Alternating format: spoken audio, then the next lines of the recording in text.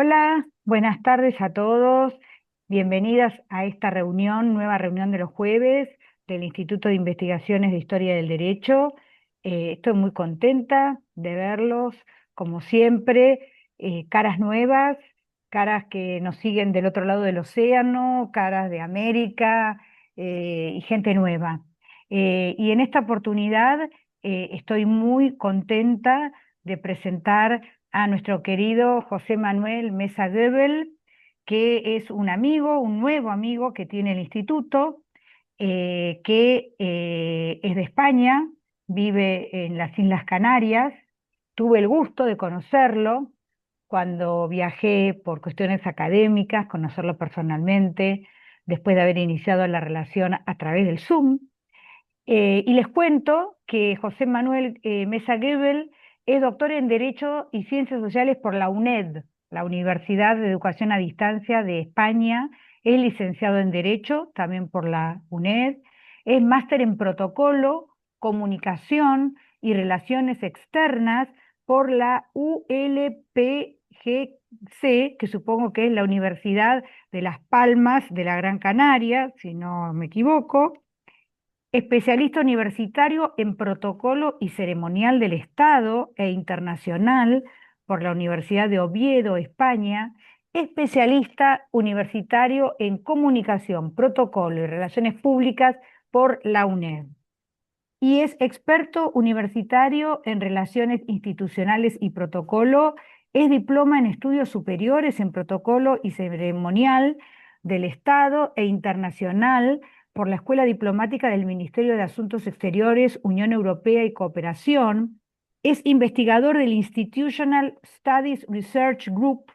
Es socio vocal de la Sociedad de Estudios Institucionales.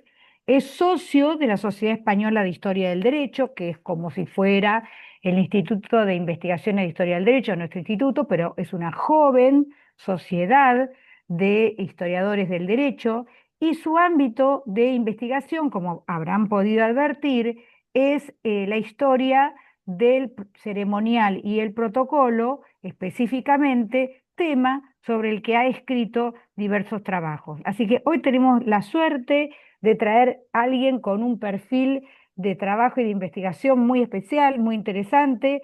A mí me encantaría dedicarme a eso, confieso que me encantaría. Así que, José Manuel, el piso es tuyo, adelante. Nada, muchas gracias. Antes que nada, agradecer a Viviana la invitación y también por la invitación. Yo que la verdad durante la pandemia asistí a muchas charlas, la verdad que fue para muchos de nosotros una tabla de salvación científica y académica para no perder un poquito el norte en aquellos tiempos, ¿no? Y fueron unas charlas muy interesantes en las que participé con gusto. Y sin más preámbulo, inicio un breve resumen de lo que presentamos hoy, que es el ceremonial del protocolo durante la Segunda República Española.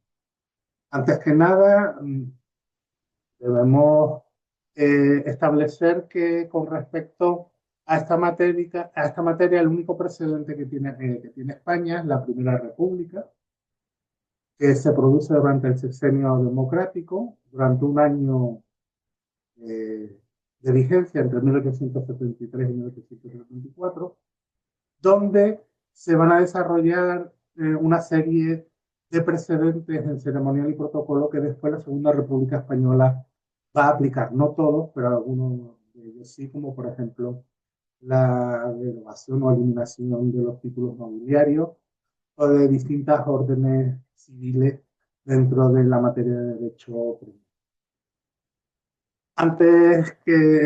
Una vez realizado dicho planteamiento, nos ubicamos históricamente, nos encontramos en abril del año 1931, se lleva a cabo lo que es la proclamación de la República con la salida de Alfonso XIII de España, y en esos primeros momentos se constituye un gobierno provisional que empieza a funcionar en la misma jornada en la que se proclama la República. Y a partir de ahí se produce un cambio en el paradigma tanto social, político, como dentro del ceremonial y el protocolo, desde el punto de vista de la historia del derecho y de la historia del protocolo y del ceremonial, porque va a haber un cambio de régimen, se va a romper con todo ese pasado monárquico y del régimen alfonsino, es decir, desde Alfonso XII hasta Alfonso XIII y su salida, y dentro del protocolo y el ceremonial se van a desarrollar una serie de características que dentro de la investigación que llevé a cabo, en un principio chocaba con la doctrina que existía y la poca literatura que existía con carácter general. Existían estudios parciales, sobre todo de derecho premial, de las órdenes, condecoraciones, sobre todo de los símbolos del Estado, la bandera, el escudo y el himno nacional, pero con carácter general existía muy poca literatura científica al respecto. Y es entendible por la complejidad en conseguir documentación y material documental al respecto, porque a partir del año 1936 pues, se desarrolla la Guerra Civil Española y mucho material documental se ha perdido. Aún así, por mi parte, se lleva a cabo una exhaustiva investigación documental en archivos, tanto digitales como presenciales, y sobre todo en la investigación de la normativa y de la acción legislativa durante esos años, no solo de 1931 a 1936, sino también durante la Guerra Civil hasta el año 1930.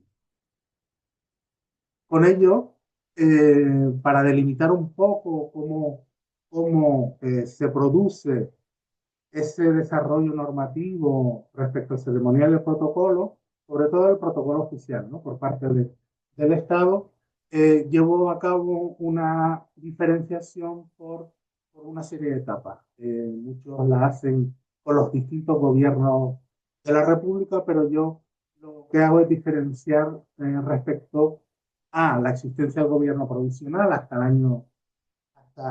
diciembre de 1931, que coincide con el periodo constituyente y donde se desarrolla una serie de medidas inmediatas que sí se caracterizan por romper con el régimen anterior monárquico, pero también con la creación de nuevas normas ex novo creadas respecto al ceremonial y al protocolo.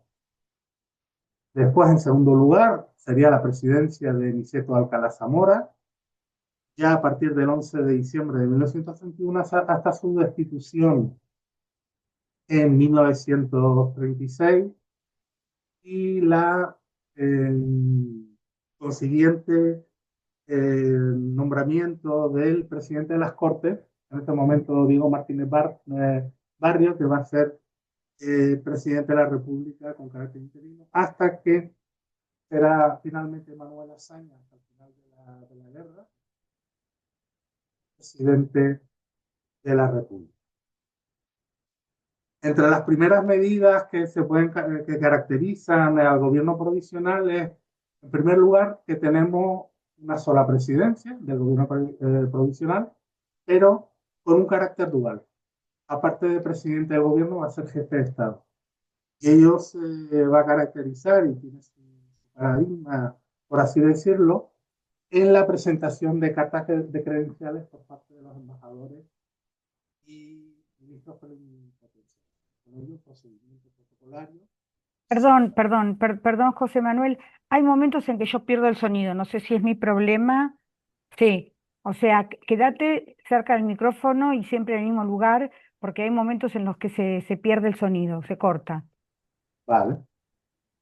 Pero tal vez voy a subir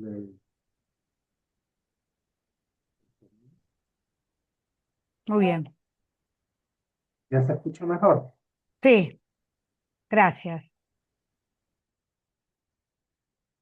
Bueno, de ahí la importancia que tiene el gobierno provisional, fundamentalmente porque se va a producir una serie de cambios, sobre todo en lo que es la casa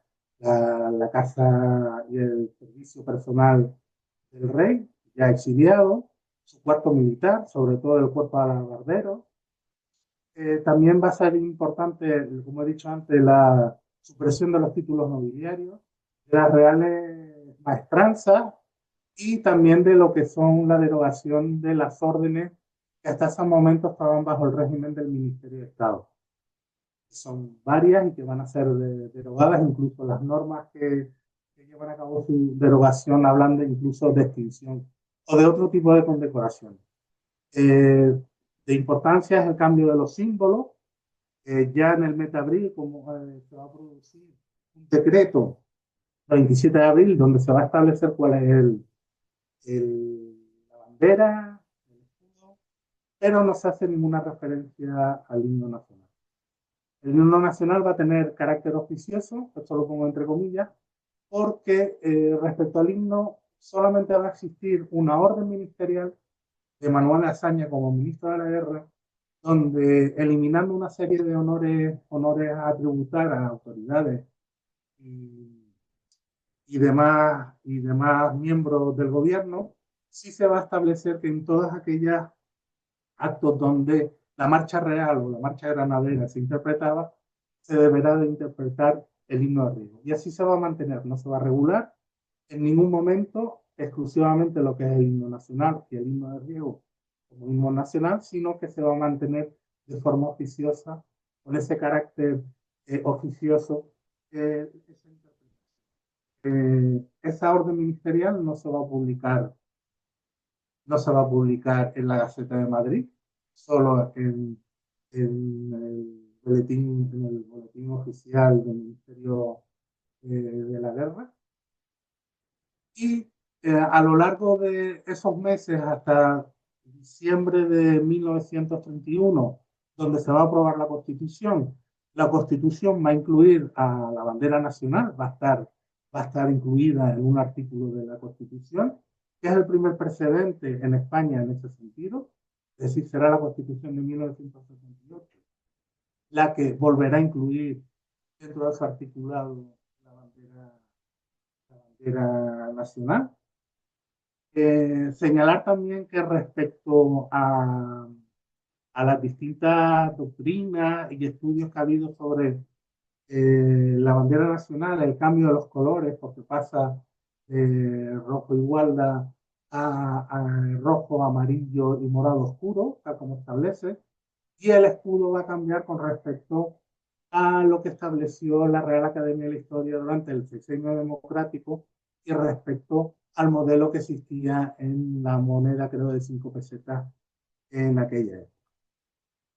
Durante la investigación, aparte de las discusiones y del interés que va a haber periodístico dentro de las discusiones parlamentarias, no aparece nada recogido, ni siquiera cuando se lleva a cabo la votación parlamentaria de la Constitución no se va a discutir al respecto y hay poca referencia. Y a partir de ahí, a lo largo de todos los años, va a haber una amplia regulación de las distintas normas de aplicación de la bandera, ya sea por el Ejército, la Marina, la Guardia Civil, desde el punto de vista civil también, de otras instituciones como la Cruz Roja, el uso de su propia bandera con respecto a la bandera, y después una cuestión importante. Dentro de la discriminación, de las cuestiones que que se pudo dilucidar es que en enero de 1931, estando todavía el régimen monárquico, la Embajada de Estados Unidos lleva a cabo una consulta al gobierno de España respecto a la ordenación de la bandera nacional, en este caso la bandera de España, con respecto a la bandera de otras naciones. Es la primera referencia que aparece en ese sentido, y es el gobierno de la República, creo que ya a finales del año 31, la que va a establecer la precedencia. No hay ninguna referencia anterior respecto a cómo se tenían que ordenar las banderas, es decir, cuál era su precedencia, cuando iban acompañadas con otras banderas extranjeras. Y ahí se aparece en esta documentación, que aparece en el Archivo General de la Administración, aparece cuál es la precedencia y se establece en tal sentido informando a la Embajada de Estados Unidos. A partir de diciembre de 1931 empezamos lo que es el periodo ordinario de las Cortes, la presidencia de Niceto Alcalá Zamora y a partir de ahí una larga, efectiva regulación en materia ceremonial y protocolo sobre juramento, promesa en todos los ámbitos y en todas las instituciones, desde el Poder Judicial, las Cortes, el Tribunal de Garantías Constitucionales, el Tribunal de Cuentas, todos ellos van a llevar a cabo ese procedimiento de promesa y juramento y además, dentro de sus propias regulaciones, va a haber regulación respecto al ceremonial y el protocolo. Otra de las características fundamentales, no solo dentro del periodo constituyente y del gobierno provisional, sino también a lo largo de todo el periodo ordinario de las Cortes y de la presidencia de la República Española, en los distintos ámbitos de regulación, tanto en derecho premial, en este sentido, aunque se derogan distintas órdenes y condecoraciones, se van a regular de forma expresa y de forma ex novo una serie de órdenes en relación a que cuando hablamos de protocolo oficial y de ceremonial oficial, estamos hablando siempre de la imagen del poder y de la imagen pública que quiere trasladar ese nuevo régimen político de ruptura con la monarquía y sobre todo del ideario republicano. En tal sentido, aunque se derogan la mayoría de las órdenes civiles, no se hace al respecto con respecto a la orden de Isabel la Católica.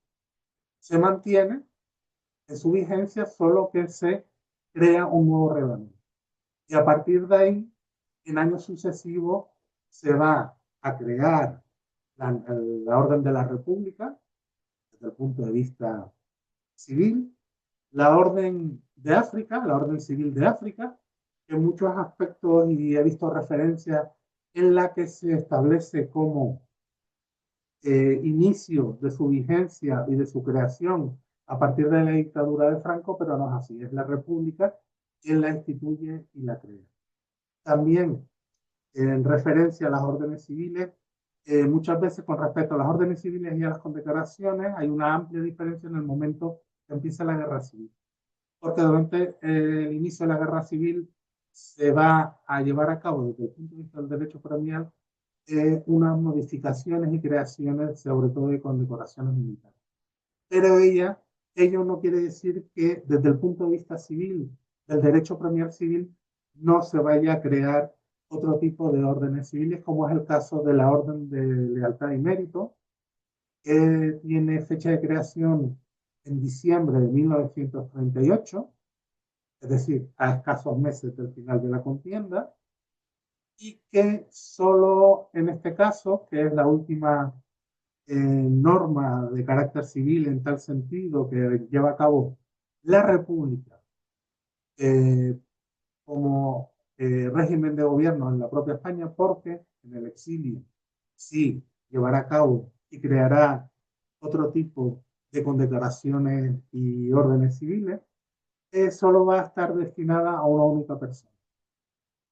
Esa persona fue el interventor de la República al que se le concede y tiene unas características muy especiales porque su creación tiene carácter retroactivo, porque el interventor va a fallecer meses antes que, que cuando se crea dicha norma y se establece el carácter retroactivo para que se le pueda conceder dicha orden civil. En tal sentido, es muy importante también respecto a las presidencias de la República, cómo se configura su casa oficial, su cuerpo militar, la tributación de honores, la, qué condecoraciones le corresponden, eh, cuál es el desarrollo de sus actos junto, tanto en las cortes constituyentes y en las cortes ordinarias, el desarrollo de su acto de promesa y todo el acto posterior que se va a llevar a cabo en los exteriores y en las calles de Madrid. Están muy bien referenciados en hemeroteca periodística, de la fuente de la que puedes, la que se saca toda esa información, las formaciones participantes, los horarios, qué cuestiones van a suceder, las gestiones previas de organización dentro de la Cámara, la presentación y creación de las comisiones de acompañamiento por parte de los diputados que iban a recoger al presidente de la República a su domicilio para trasladarlo a las Cortes, el recibimiento, que fuerzas militares participarán. Eso está muy bien relacionado en los distintos medios de prensa de la época. También es muy importante destacar cómo el Estado republicano, el gobierno de la República, en una serie de actos que se van a producir a lo largo de los años, nacionaliza dichos actos. Aunque se trate de actos organizados con carácter regional o local, por ejemplo, el centenario de Mariana Pineda en Granada, el centenario de la muerte del general Torrijos en Málaga, el traslado de los restos mortales de los diputados de las Cortes de 1800 en Cádiz, siempre va a haber una norma, en primer lugar, que institucionalice ese acto con carácter nacional, es decir, el Estado le da ese carácter nacional, incluso declarando festivo ese día, y sobre todo también, tanto por parte de las Cortes, la remisión de una comisión de diputados que participen en todos los eventos que se van a desarrollar, y por parte de la presidencia del gobierno, del gobierno de la República y de la jefatura de Estado, qué autoridades van a estar presentes en esos actos. Destacables sobre todos esos actos son el traslado de los restos mortales de Blas Ibáñez desde Francia hasta Valencia. Es decir, este acto de traslado de los restos mortales del fallecido dramaturgo y escritor va a tener un carácter de un ámbito internacional porque se van a desarrollar actos con delegaciones de España en Francia, en Mentón, con ceremonial, con presidencia, con precedencia, hasta el traslado de unos buques de guerra, creo que era el otro acorazado, y con acompañamiento también de buques de guerra de Francia hasta el puerto de Valencia. Y después toda la organización de ese acto con la presencia e incorporación de distintas autoridades a lo largo del recorrido hasta que los restos mortales son depositados en la lonja de Valencia. Incluso con expresión de los trenes que salen de Madrid, en cada cual de esos trenes quiénes son los que van, un tren específico con el jefe del Estado, otro tren con miembros del gobierno, quién acompaña a quién, cómo a lo largo de todo el recorrido se van incorporando en distintas estaciones otra serie de autoridades, alcaldes, diputados, es decir, todo está bien establecido, incluso la precedencia cuando los buques, es una cosa bastante interesante, cuando los buques entran en, en el puerto de Valencia, cómo se establece la secuencia protocolaria, es decir, no es que entre los buques esperan hasta que amanece para entrar en el muelle, donde lo esperará el presidente, el jefe de Estado de la República, el Instituto Alcalá Zamora. Dentro de toda esta organización que estamos hablando, también destacamos sobremanera también con carácter internacional otra serie de actos, también de carácter funerario, como puede ser que fallece el embajador de Portugal en el año 35, fallece el embajador de Portugal en Madrid. Y cómo a partir de ese momento se organiza toda la secuencia protocolaria y ceremonial del traslado de sus restos mortales, en primer lugar, lo que es la capilla ardiente dentro de la embajada de Portugal, la presencia y visita a autoridades españolas, y después la organización de su traslado a la estación de ferrocarril, creo que era la de Mediodía, se llamaba en ese momento, ahora es la de Atocha, creo, recordar, creo que es, y el traslado hasta Portugal. Y allí, una vez en Portugal, ¿cuál es el ceremonial que van a llevar las autoridades portuguesas para su traslado al cementerio en Lisboa? Todos estos actos tienen un carácter específico porque el ceremonial va a ser publicado, es decir, se va a establecer un decreto y se va a publicar en la Gaceta de Madrid.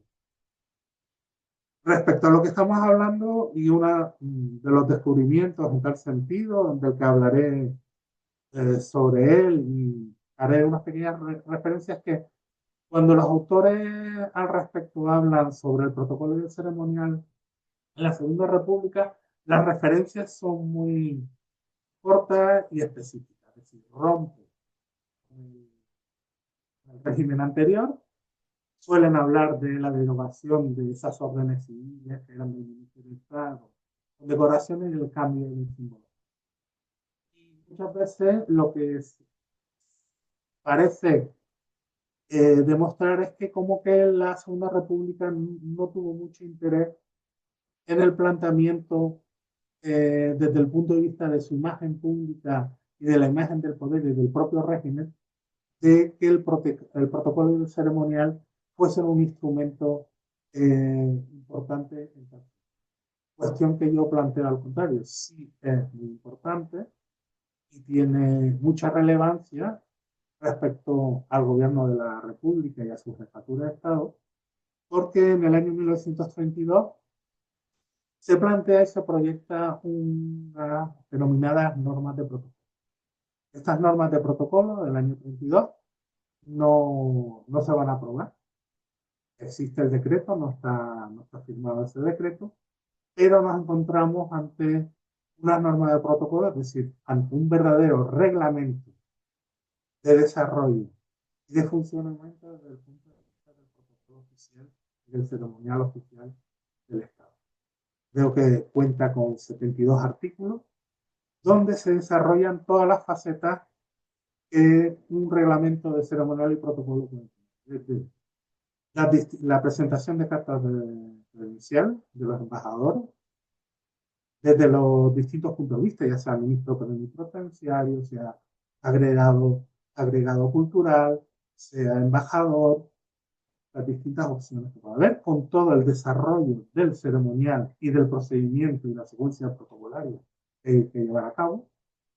Se establece también con carácter específico las distintos, desde la presidencia de, de la República, los tipos de audiencia del presidente, la competencia que tiene el Ministerio de Estado, los tratamientos oficiales que reciben las autoridades, aspectos como la remisión de invitaciones, himno nacional, cómo hay que estar presente ante el himno nacional, colocación de banderas, es decir, un amplio reglamento que, en mi opinión, lo que hace es cambiar un poco, cambiar la concepción que se tenía de este periodo histórico respecto al ceremonial. Eh, dichas normas del protocolo no va a ser aprobada, seguramente porque las fechas en las que tiene que septiembre del año 1982 va a coincidir con la aprobación de la reforma agraria, de mucha importancia en la Segunda República, y con la aprobación del Estatuto de Autonomía de Cataluña. Y con la previsión de que al año siguiente pues haber nuevas elecciones generales y que supuso un cambio en el sentido ideológico y político de cuando se llevaron a cabo. Con respecto a todo lo que estamos hablando, quiero destacar que durante la Segunda República es fundamental también el desarrollo de la promesa y juramento de las distintas órganos del Estado, sobre todo desde el punto de vista del Poder Judicial, en relación a su juramento en un primer momento durante el gobierno provisional. Se establecen una serie de fórmulas y de regulación de ese juramento, incluso manteniéndose la fórmula de jurar por Dios. Una vez transcurrido ya el periodo de gobierno provisional, ya durante el año 1932 y durante el periodo de Cortes Ordinarias, lo que se hace es cambiar todas esas fórmulas de juramento por promesa y desarrollar a lo largo de ese tiempo, desde los distintos ministerios, sobre todo del Ministerio de la Guerra y del Ministerio de la Marina, también desde el Ministerio de Gobernación para Guardia Civil, Carabineros y otros estamentos de carácter de seguridad, son las fórmulas de juramento a la Constitución y de juramento a la bandera. Se desarrolla una extensa normativa a este respecto que va a llevarse a cabo a lo largo del año 1932. Destacar que se diferencia esa promesa, por un lado, a la República y por otro lado, a la bandera, dependiendo de que si es la Marina o dependiendo de si es el Ejército. Muchas veces se adelanta un ministerio a ese respecto y con carácter posterior eh, lleva a cabo un decreto similar a lo mejor el ministerio. De importancia también en relación a los distintos actos que se llevan a cabo es la tributación de honores y qué honores se le van a dar a ciertas autoridades que llevan a cabo visitas o que desarrollan sus funciones en un determinado ámbito territorial. Como por ejemplo va a ser con el presidente de la Generalidad de Cataluña. A ver, un decreto. Manuel, sabés que están quedando 2 minutos, Vale, entonces para no perfecto. interrumpirte, vamos a salir y volver a entrar para que vos termines y podamos empezar con el espacio de las preguntas. Yo Así termino que ya. cortamos Venga, ahora y volvemos a entrar, ¿eh? vale. Bueno, continuamos entonces con la segunda parte de esta charla de José Manuel Mesa Gebel. Te doy el uso de la palabra para que termines tu exposición y después comenzamos con las preguntas. Bueno, espero que y las conclusiones al respecto, ¿no? En primer lugar, destacar que sí se produce una amplia regulación normativa durante ese periodo, este corto periodo de espacio entre 1931 y 1939 con respecto al ceremonial y protocolo oficial del Estado y sobre la base de que este ámbito va a ser de fundamental importancia para el Estado republicano para proyectar no solo en la ciudadanía, sino también con carácter internacional su imagen, su ideario republicano y la imagen pública del poder por parte de ese nuevo régimen político que se instauró. A modo de conclusión también, y como un elemento específico con respecto a la República y a su gobierno, es que la República va a continuar legislando con respecto a ceremonial y protocolo durante su largo exilio.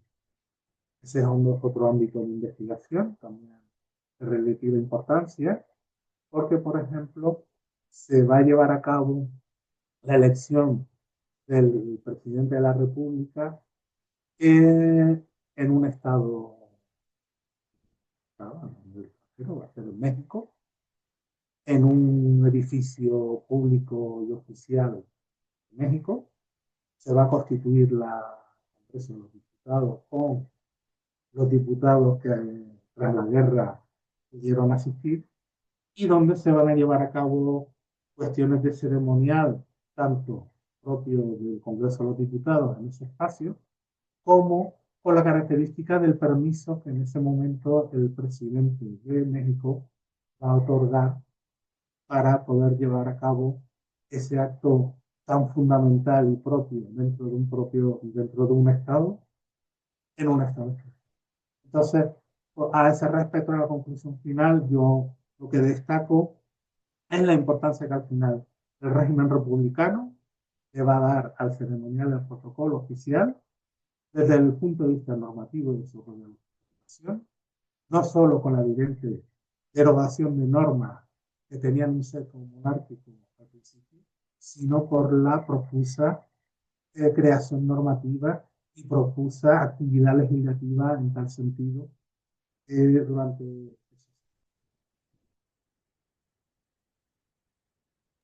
Perdimos la última palabra. Después de profusa, no escuchamos. Profusa regulación y muchas gracias. Ah, bueno, muy bien. Bueno, muy bien, muchísimas gracias. Y ahora abrimos el espacio para los comentarios, las preguntas que quieran hacerle al doctor, flamante doctor Mesa Goebbels. Yo tengo una pregunta o dos para hacerte. Em, Porque no lo escuché, a lo mejor lo dijiste y a mí se me pasó. ¿Qué influencia tienen las transformaciones sociales en la legislación sobre protocolo? Bueno, las transformaciones sociales es evidente, es decir, en este periodo histórico es el cambio de régimen, es decir, venimos de una monarquía, la monarquía alfonsina, desde Alfonso X, desde la finalización de la Primera República en 1874, con ese periodo intermedio de gobierno hasta que se produce la entrada de Alfonso XII, el inicio de su reinado.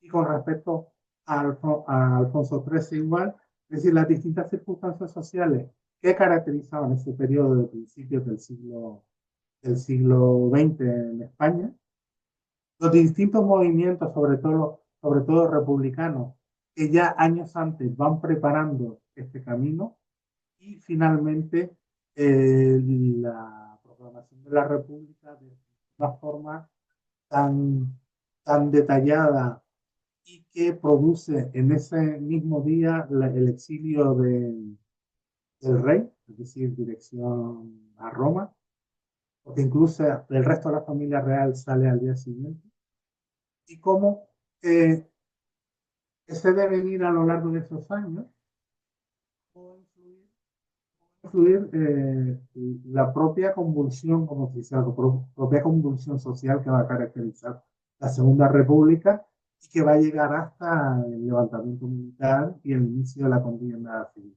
Sí. Esas características sí se pueden ver y se pueden señalar en la distinta legislación en este ámbito de ceremonial y protocolo y cómo va evolucionando a lo largo de este tiempo. Por ejemplo, una vez iniciada la guerra, toda la regulación que se hace es respecto a cuestiones militares, pero también a otra serie de cuestiones como las judiciales. Es decir, hay una norma que señala y establece una serie de plazos, por ejemplo, para que los jueces y magistrados en la zona republicana empiecen a llevar a cabo su trabajo con toga, con sus símbolos, con sus medallas y tal, porque la misma norma señala que, claro, como tuvieron que salir a lo mejor de Madrid o de zonas de ocupación del otro bando, pues no tenían esos elementos propios de un juez o un magistrado, es decir, su medalla, su toga, y que se llevaron a cabo las acciones judiciales por parte de los jueces y magistrados sin esos elementos. Se van a aparecer cuestiones que se van a regular, como por ejemplo, se va a regular el régimen de visita, no ya cuando está el Ministerio de Estado en Madrid, sino en Barcelona, cuál es el régimen de visita de las distintas embajadas a ese ministerio. Todas esas cuestiones van a tener un sesgo desde ese punto de vista social, no solo social, sino de relaciones entre instituciones y en este caso entre las legaciones diplomáticas que todavía están presentes en el bando, en la zona republicana. No te escucho.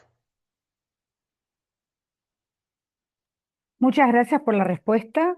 Y ahí hay una mano levantada. Salvador, por favor, presentate.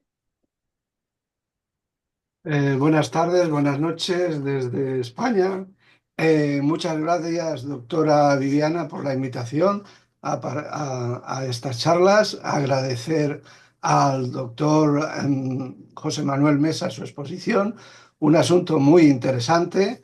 Esto es cierto que el periodo que habla es un periodo muy convulso que vivió nuestro país en la década de los años 30 en el siglo pasado y con un cambio de régimen que produjo bastantes heridas en los españoles.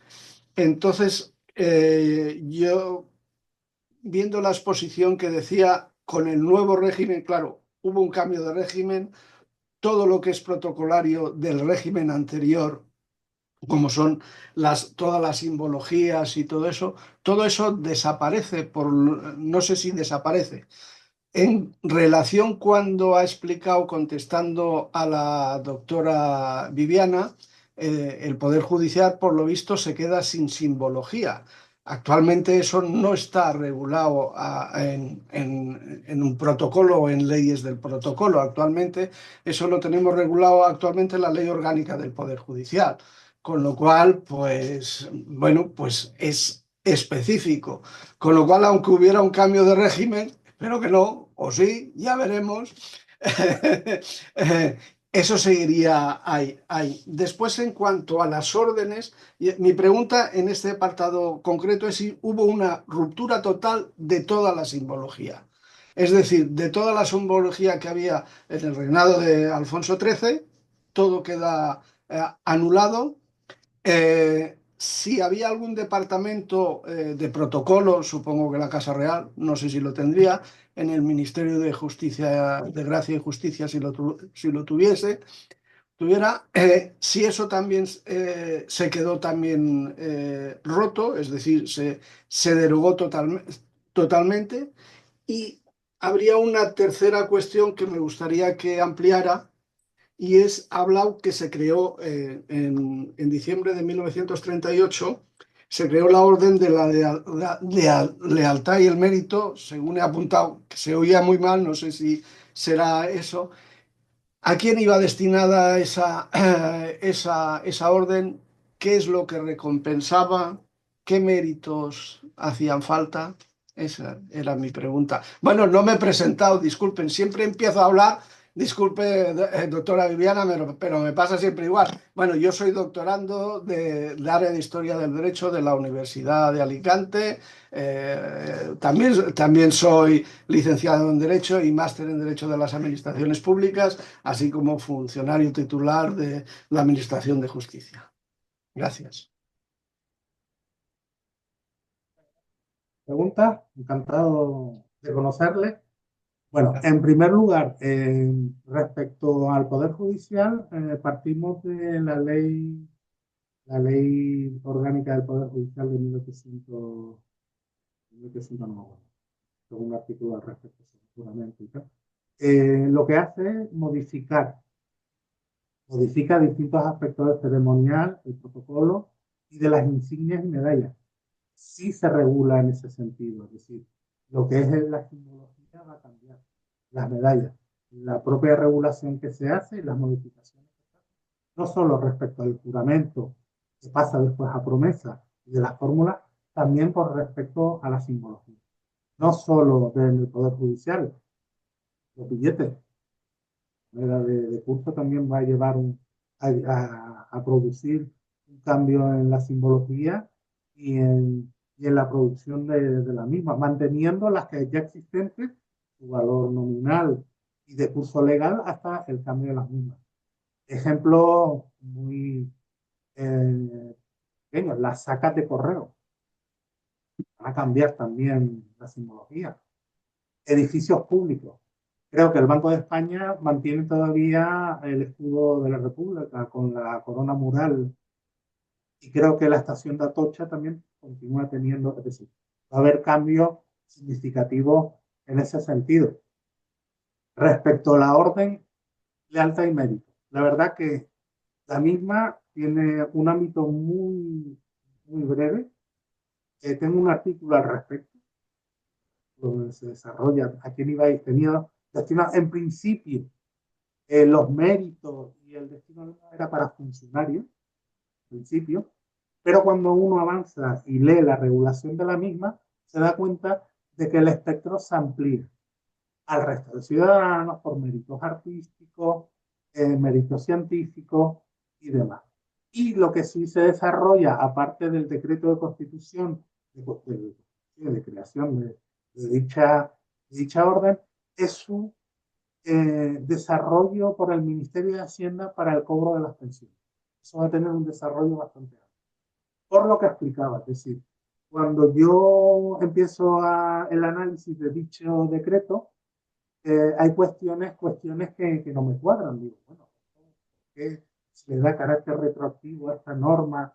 Y es cuando, claro, cuando empiezas tú en hemeroteca y a buscar a quién va destinado, que era el interventor general de la República, a quién iba destinado, te das cuenta de que ha fallecido unos meses antes. Y se le da esta característica de carácter retroactivo para que se le conceda dicha orden y que tenga derecho a sus causavientes de la pensión correspondiente. La única referencia, es decir, estamos ya muy cercanos al inicio, al final de la guerra, la única referencia que hay de solicitud de que se le otorgue a otra persona dicha orden civil va a ser a quien fue presidente del Tribunal Supremo durante la República a partir del inicio de la contienda civil.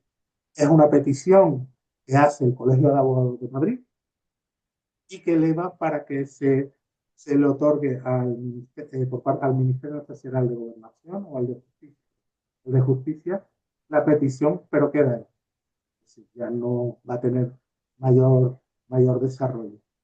Pero, y respecto a lo que me estaba planteando de la eliminación de los símbolos, es cierto que durante el gobierno provisional lo que va a haber es, vamos, el cambio de régimen lleva consigo la eliminación de los símbolos existentes, pero ello no quiere decir que no haya respeto institucional al respecto. Y lo digo porque cuando se sustituye la bandera rojigualda por la bandera de la República, se decreta los actos de promesa a la bandera, tanto por la Marina como por el Ejército, el civil carabinero que llevase a cabo su promesa a la bandera, se retiraban la bandera rojigualda o la que estaba vigente hasta ese momento, se va a retirar con honor.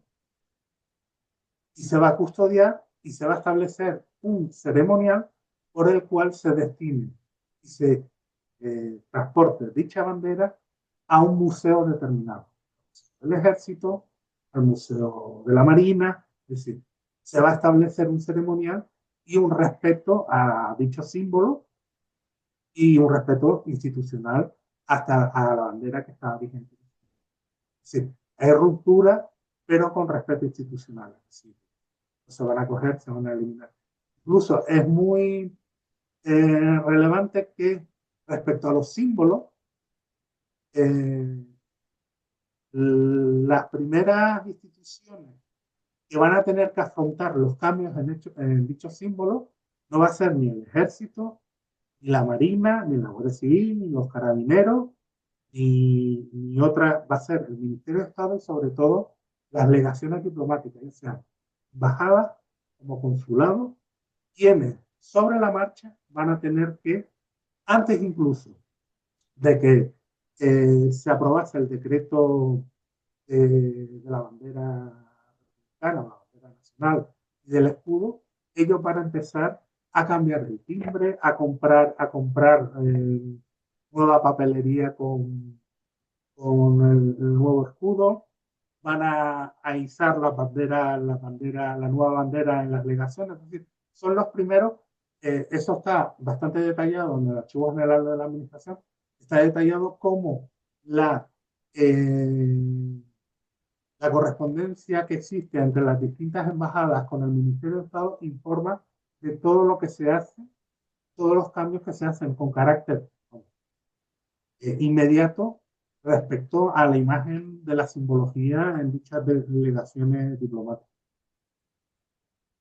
Bueno, Muchas gracias, doctor Mesa. muchísimas gracias por la pregunta y el comentario, gracias por la respuesta. Bueno, no veo manos levantadas, así que bueno, no me queda más que agradecerte nuevamente, José Manuel, por haber estado acá, por habernos ilustrado por este tema que para nosotros es tan poco frecuente. Felicitarte nuevamente por tu título.